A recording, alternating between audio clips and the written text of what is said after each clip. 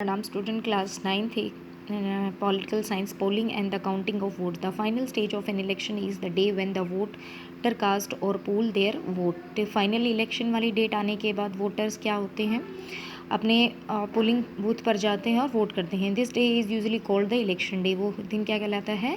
चुनाव का दिन कहलाता है, जिस दिन वोटर्स वोट देने जाते हैं. Every person who name is on the voter list can go the near by polling booth situated usually in local school और गवर्नमेंट ऑफिस. ठीक है, तो एवरी पर्सन जिनका वोटर लिस्ट में नाम होता है वो अपने पोलिंग बूथ में जाते हैं, जो या यूजली जो लोकल स्कूल होता है या कोई गवर्नमेंट बिल्डिंग होती है वहाँ पर पोलिंग बूथ बनाए जाते हैं.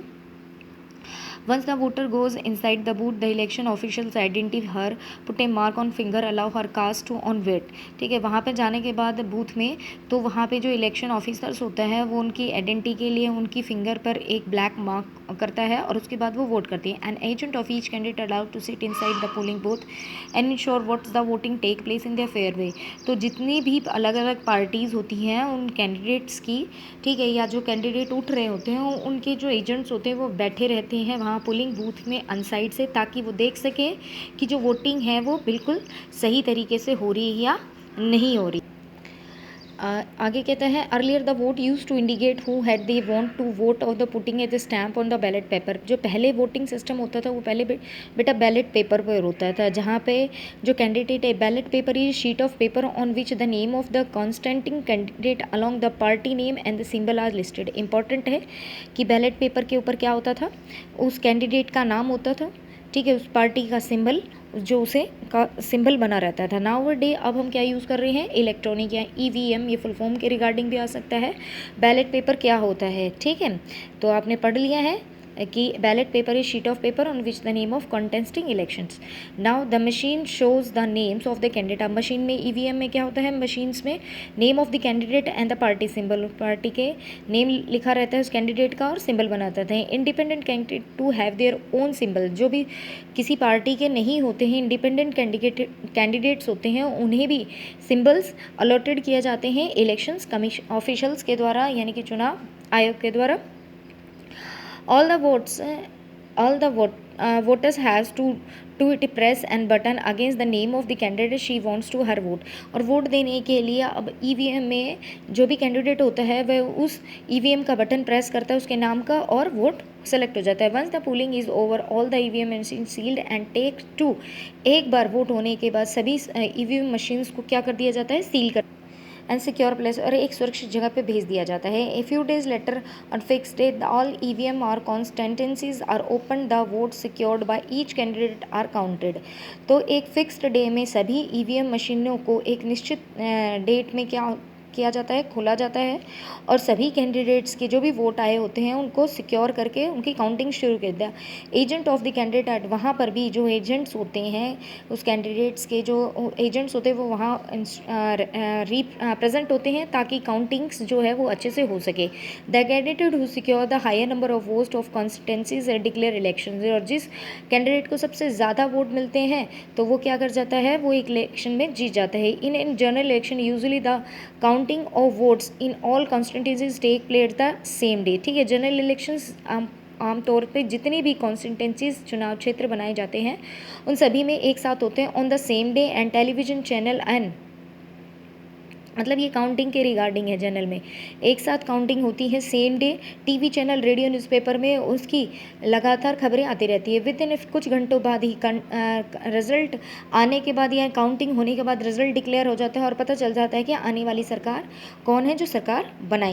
Next our topic is that what makes election in India is democratic. तो भारत में जो चुनाव होते हैं, ठीक है, भारत में चुनाव क्यों लोकतांत्रिक है. फर्स्टली ये कहते हैं हम कभी कभी we read about lot about unfair practice in elections.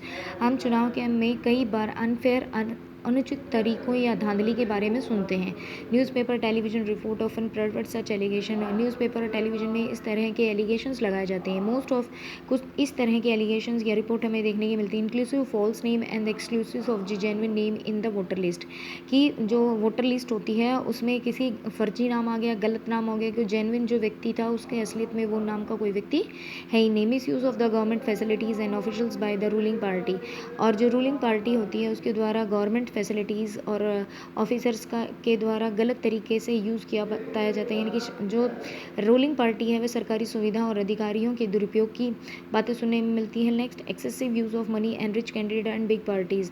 ठीक है, जो रिच कैंडिडेट होता है, हाँ अमीर उम्मीदवार होता है या बड़ी पार्टी होती है, उनके द्वारा बहुत अधिक धन की खर्च किया जाता है। एंड आगे कहता है intimidations of the voters and the rigging on the polling day, और मतदान के दिन चुनावी धांधली होती है, यानी कि रिगिंग मतलब धांधली है, चुनावी गड़बड़ी है।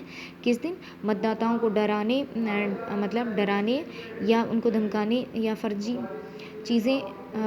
मतदान किया जाता है। Many of these reports are, उसमें से कुछ रिपोर्टें सही भी होती हैं, बट वी फील अनहैप्पी, हमें दुख होता है इस तरह की खबरें सुनकर। बट अनफॉर्चुनेटली इस तरह की जो घटनाएं हैं चुनाव में बड़े स्केल पर नहीं होती।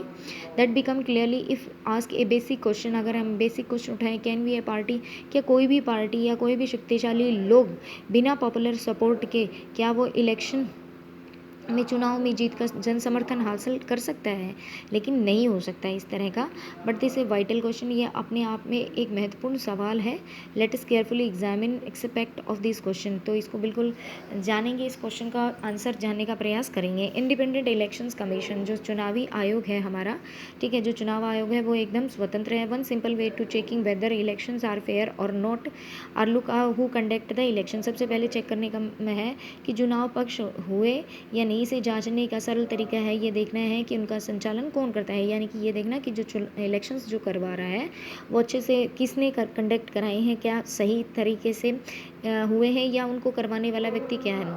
ठीक है, और can the government or the ruling party influence the pressurise them, क्या जो गवर्नमेंट है, रूलिंग पार्टी जो अभी शासन कर रही है, या उन्होंने दबाव या कोई प्रभाव तो नहीं डाला है election commission. Do they have enough power to be able to conduct free and fair election, क्या उनके पास स्वतंत्र और निष्पक्ष तरीके से चुनाव करने की शक्ति है। Do this actually use of this powers, और क्या वे इन शक्तियों का वास्तव में प्रयोग करते हैं। अब है the answer of all this question is quite positive in our country, इस तरह इन सारे क्वेश्चंस का आंसर हमारे अगर देखा जाए तो एक सकारात्मक रूप में हमें देखने के लिए मिलता है।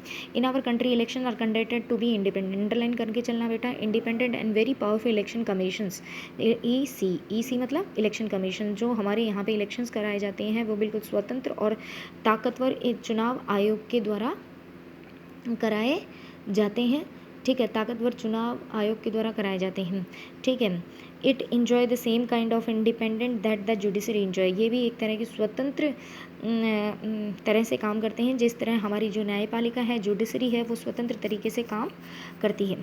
ठीक, हमारा जो चीफ इलेक्शन कमीशन है यानी कि CEC, ठीक है, तो आपका हो गया है chief election commission. CEC is appointed by the, किसके द्वारा अपॉइंट होता है? प्रेसिडेंट के द्वारा। इंपॉर्टेंट कर ले IMP वेरी, कि हमारा chief election commissioner president of India के द्वारा अपॉइंटेड किया जाता है। But once appoint the chief election commission is not be answerable to the president और गवर्नमेंट, एक बार अपॉइंट होने के बाद वो देश के देश के राष्ट्रपति और सरकार के प्रति जवाबदेही नहीं होता है। Even if the ruling party and the government does not like what the commission does, it virtually impossible to remove it easy, तो एक बार अपॉइंट होने के बाद उसे हटाया, भले ही रूलिंग पार्टी या फिर जो रनिंग गवर्नमेंट है, ठीक है, वो चुनाव आयोग को पसंद करे, लाइक करे या ना करे, ठीक है, लेकिन उसे हटाना बिल्कुल असंभव है।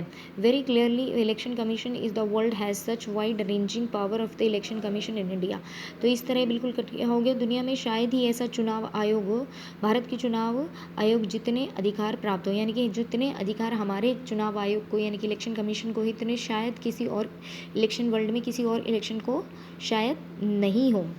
First, EC take decision on every aspect of conduct and control the election from the announcement of the election, the declaration of the result. तो चुनाव आयोग चुनाव की अधिसूचना जारी करने से लेकर चुनावी नतीजों की घोषणा तक पूरी चुनाव प्रक्रिया के ठीक है संचालन के हर पहलू पर निर्णय लेता है, यानी कि एवरी एस्पेक्ट पर वो डिसीजन लेता है। इलेक्शन को कंडक्ट कराने में, कंट्रोल करने में, अनाउंसमेंट करने में, जो भी घोषणा करनी होती है रिजल्ट का, वो सारी हमारी इलेक्शन कमीशन करता है। The implement of the code of conduct and punish any candidate the party that violated। और कोड ऑफ कंडक्ट आचार संहिता का उल्लंघन जो करता है उस उम्मीदवार को या उसकी पार्टी को सजा देने का काम भी करता है। The election period the EC can order the government to follow the some guideline to prevent use of misuse or the power of enhance his chance to win the election to transfer some government officials. चुनाव के दौरान चुनाव आयोग सरकार को दिशा निर्देश भी देता है, यानी कि डायरेक्शन देता है, उनके आदेश मानने के आदेश दे सकते हैं। इस सरकार द्वारा चुनाव जीतने के लिए चुनाव में सरकारी मशीनों का दुरुपयोग रोकना और अधिकारियों का तबादला करना भी शामिल है, यानी कि वो किसी भी तरह के मिसयूज़ को रोकने के लिए, गवर्नमेंट पावर के मिसयूज़ को रोकने के लिए किसी भी गवर्नमेंट ऑफिशियल्स के ट्रांसफ़र भी कर सकता है। When election duty government officer work under the control of EC not the government. ठीक है, एक जब इलेक्शंस में किसी भी ऑफिसर्स की जो ड्यूटी लगाई होती है तो वो चुनाव आयोग के अधीन काम करता है, ना कि गवर्नमेंट के अधीन। इन लास्ट 25 ईयर्स, तो 25 ईयर्स में इलेक्शन कमीशंस ने बिगन अपनी जो एक्सरसाइज है, अपने कार्य और अपनी शक्ति का विस्तार भी किया है और अपनी जितनी भी जो शक्तियाँ थी उसका पावर का यूज़ भी किया गया। ठीक है, it in very common now the election commission has department the government of administration of their labs when the. ठीक है, अगर उसे लगता है, साथ ही अपनी शक्तियों का विस्तार। आम बात है कि चुनावी जो सरकार होती है, आयोग सरकार और प्रशासन को उनकी गलतियों के लिए मतलब कि फटकार भी लगाता है, लेकिन अगर उसे लगता है कि पोलिंग बूथ में कभी अनफेयर मीन्स हुआ है या इलेक्शन अच्छे से नहीं हुए हैं या पोलिंग बूथ बदल दिए गए हैं, तो क्या हो सकता है, when the election officers came to be the opinion the polling was not fair in some booths और even in that constantly they order to repoll. वहाँ पे चुनाव में कुछ गड़बड़ी हुई है तो वो दोबारा से वहाँ पे चुनाव के आदेश दे सकता है। The ruling party often do not like. जो रूलिंग पार्टी होती है इलेक्शन कमीशन को पसंद नहीं करती, बट उसे उसके इलेक्शन कमीशन के आदेशों को मानना पड़ता है। ठीक है, and this would have been happen if the EC was not independent and powerful.